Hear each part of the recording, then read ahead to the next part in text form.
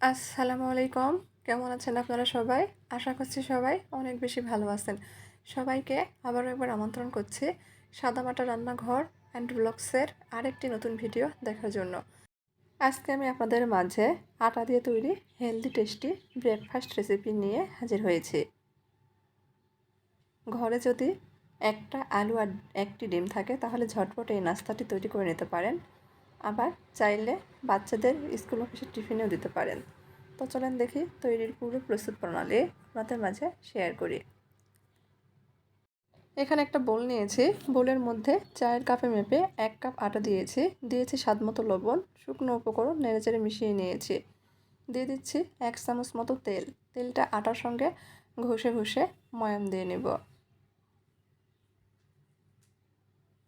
ময়ামটা একটু সময় নিয়ে দিতে হবে। ময়াম যত ভালো হবে নাস্তাটি ততটাই খাস্তা হবে। ভিডিওর প্রথমেই আপনাদের অনুরোধ করছি, যারা ভিডিও দেখছেন তারা প্লিজ একটা লাইক দিয়ে ভিডিওটা দেখার চেষ্টা করবেন। ময়াম দেওয়া হয়ে গেছে। মুঠি করলে মুঠি হয়ে যাচ্ছে, ভেঙে তুলে আগের মতো হচ্ছে। এখন অল্প অল্প করে নর্মাল পানি দিয়ে ডো তৈরি করে নেব। ভিডিওতে অনেক নয়েজ আসছে, আপনারা সবাই বানিয়ে নেবেন। ক্ষমা সৌন্দর্য দৃষ্টিতে দেখবেন। এই ডো কিন্তু একেবারে শক্ত করে তৈরি করব না, আবার অনেক বেশি নরমও করব না। 2 থেকে 3 মিনিট মতো সময় নিয়ে মধ্যে ডোটা তৈরি করে নেব। ডো তৈরি করে নিয়েছি। এখন এই ডোটা কয়েকটা ভাগে ভাগ করে নেব। ডো থেকে আমি 5 থেকে 6টা মতো লিচি কেটে নিয়েছি। ঢেকে রেস্টে রেখে দিচ্ছি 5 মিনিটের জন্য। এই ফাঁকে নাস্তার ভিতরে পুর তৈরি করে নেব। চুলার উপর ফ্রাই প্যান বসিয়ে দিয়েছি। দিয়ে দিচ্ছি 1 টেবিল চামচ মতো তেল। তেল গরম হয়ে গেলে সামান্য কয়েকটা গোটা জিরা দিয়েছি ফোড়নের জন্য। 1/2 চামচ মতো কাঁচামরিচ কুচি, ছোট একটা পেঁয়াজ কুচি দিয়ে দিচ্ছি। পেঁয়াজ মরিচ হালকা ভেজে নেব। হালকা ভাজা হয়ে গেলে দিয়ে দিচ্ছি ছোট সাইজের একটা আলু। আলুটা এভাবে কেটে রেখেছিলাম। নেড়েচেড়ে মিশিয়ে নিচ্ছি। এখন এর মধ্যে দিব 1 টেবিল চামচ মতো গাজর কুচি। এখানে আমি আমার পছন্দ মতো সবজি ব্যবহার করছি। আবারও নেড়েচেড়ে মিশিয়ে নেব। আপনারা চাইলে আপনাদের পছন্দ মতো যে কোনো সবজি ব্যবহার করতে পারেন, কিংবা সবজি ছাড়া শুধু ডিম আর আলু দিয়েও কিন্তু এই নাস্তার পুরটা তৈরি করে নিতে পারেন।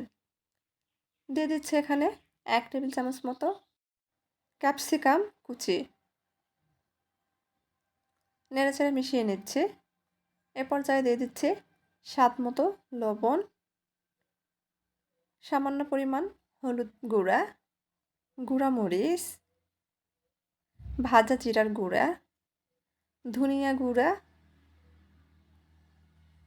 নেড়েচেড়ে মিশিয়ে নিচ্ছি।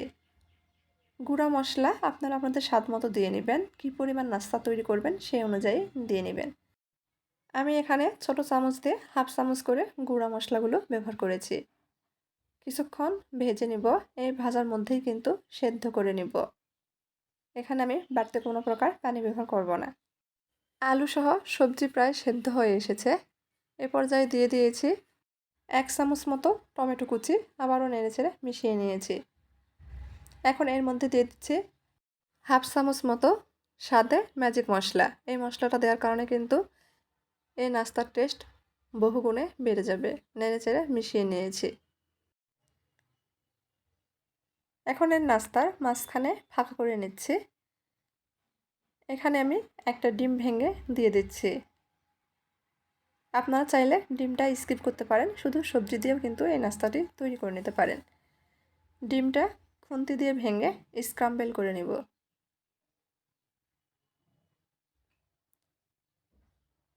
এখন সবজির সঙ্গে নেড়েচেড়ে মিশিয়ে নিচ্ছি।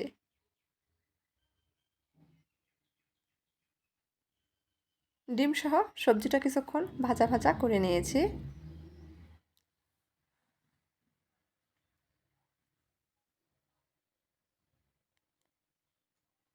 নাস্তার পুর প্রায় তৈরি হয়ে গেছে। এখন আমি কিছুটা পরিমাণ ধনিয়া পাতা কুচি ছড়িয়ে দেব। নেড়েচেড়ে মিশিয়ে নেব।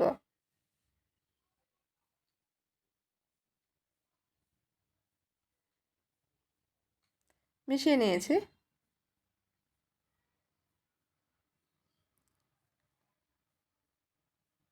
আমাদের নাস্তার পুর একদম তৈরি হয়ে গেছে। চুলাটা বন্ধ করে উঠিয়ে নিচ্ছি, উঠিয়ে ঠান্ডা করে নেব।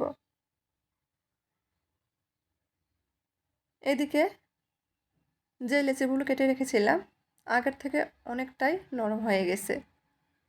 পিঠে নিয়েছি, পিঠের উপর সামান্য পরিমাণ আটা ছড়িয়ে দিব। একটা লেচি নিয়ে নিচ্ছি, রুটি বেলে নেব।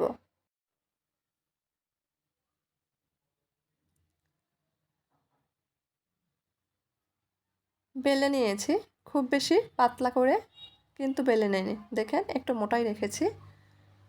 রুটির মাঝখানে তৈরি করে রাখা পুর থেকে পুর দিয়ে দিচ্ছি পরিমাণ মতো। একটু বেশি পরিমাণে দিলেই কিন্তু এই নাস্তাগুলো খেতে বেশি ভালো লাগবে। তারপর চারপাশ থেকে এরকমভাবে উঠিয়ে উঠিয়ে আমি মুখটা বন্ধ করে দিচ্ছি। হাত দিয়ে একটু পেঁচিয়ে নিচ্ছি, বাড়তি অংশটা কেটে নিচ্ছি। আঙুল দিয়ে চেপে চেপে চারপাশে সমান করে একটু বড় করে নিচ্ছি। আপনারা চাইলে হালকা হাতে বেলে নিতে পারেন। এভাবেই একটি নাস্তা তৈরি করে নিচ্ছি। আপনারা চাইলে কিন্তু ঝটপট তৈরি করে স্কুল অফিসে টিফিনেও দিতে পারেন। সবাই কিন্তু অনেক পছন্দ করবে।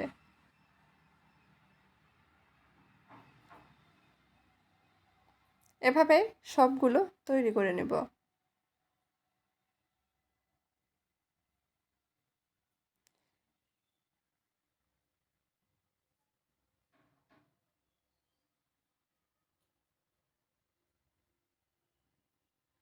একইভাবে সবগুলো নাস্তায় তৈরি করে নিয়েছি। এখন এগুলো ভেজে নেওয়ার পালা। চুলার উপর আবারও ফ্রাই প্যান বসিয়ে দিয়েছি, দিয়ে দিচ্ছি পরিমাণ মতো তেল। এখানে আমি প্রায় 4 টেবিল চামচ মতো তেল ব্যবহার করেছি। তেলটা গরম হয়ে গেলে তৈরি করে রাখা নাস্তাগুলো দিয়ে দিচ্ছি, 2 বেসে ভেজে নেব। আপনারা যারা তেল খেতে পছন্দ করেন না তারা কিন্তু তেল ছাড়াও ভেজে নিতে পারেন। চুলার আঁচ মিডিয়ামে কমিয়ে রেখে উল্টে পাল্টিয়ে ভেজে নেব।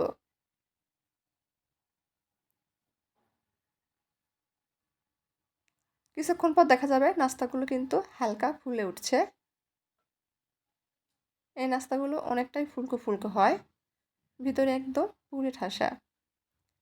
আমি সবসময় চেষ্টা করি ঘরোয়া উপকরণের রেসিপিগুলো আপনাদের মাঝে শেয়ার করার জন্য। আমার এই রেসিপিগুলো যদি আপনাদের কাছে একটু ভালো লেগে থাকে তাহলে প্লিজ সবাই চ্যানেলটি সাবস্ক্রাইব করবেন, লাইক কমেন্ট শেয়ার করে নিয়মিত চ্যানেলের পাশেই থাকবেন। ভাজা হয়ে গেছে, উঠিয়ে নিচ্ছি। একইভাবে বাকি নাস্তাগুলো ভেজে নেব। এই যে আমি নাস্তাগুলো পরিবেশন করে নিয়েছি। গরম গরম সস দিয়ে খেতে কিন্তু ভীষণ ভালো লাগে। চাইলে ঘরে একবার তৈরি করে দেখতে পারেন। ইনশাল্লাহ সবাই কিন্তু অনেক পছন্দ করবে। দেখেন কতটা ফুলকো হয়েছে। একটা নাস্তা ভেঙে শেয়ার করছি, কতটা ফুলকো আর ভিতরে কীরকম হয়েছে দেখেন, দেখিয়ে দিচ্ছি। তো আজকের মতো এই পর্যন্তই। সবাই ভালো থাকবেন। আল্লাহ হাফেজ।